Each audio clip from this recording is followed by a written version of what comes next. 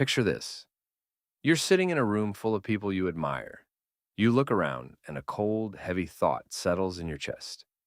I don't belong here. I'm not smart enough. I'm not successful enough. I'm just not enough. If you felt this way, you're not broken. You're actually the victim of a complex psychological malfunction, a survival mechanism that was meant to protect you in the wild, but is now destroying your potential in the modern world. In this video, you'll learn why your brain is literally lying to you. We'll explore a concept called the Inadequacy Schema, and by the end of the video, you'll have a 30-second mental exercise that will shift your brain from survival mode to mastery mode. It's not motivation, it's neurobiology. Feeling not good enough is not a personality trait, it's an evolutionary holdover. Thousands of years ago, being average meant being vulnerable. If you weren't the strongest hunter or the fastest gatherer, you risked being cast out of the tribe. And in the wild, cast out meant death. Today, that same biological fear is triggered when you see someone on Instagram with a better body or a bigger house. Your brain interprets lower status as a threat to death. Your amygdala screams, "You're a failure," even when you're doing well. Psychologists call it social comparison theory, but in 2024, it mutates. You compare your behind-the-scenes shots to everyone else's best moments. Think about it.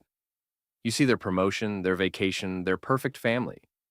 You don't see their 2 a.m. anxiety attacks, their failed projects, or their loneliness. You judge your inner reality by their outer activities. It's a rigged game. And as long as you play it, you're always going to lose. So how do we break this cycle? Here are 3 actionable strategies that really work. First, the power of more. This is a core pillar of the growth mindset.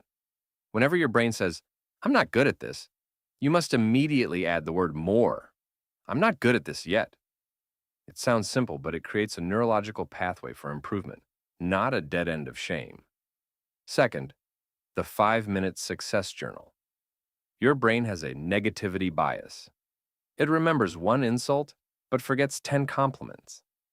To counteract this, write down 3 tiny victories every night. Not, "I won the Nobel Prize," but "I completed a difficult task," or "I chose healthy foods."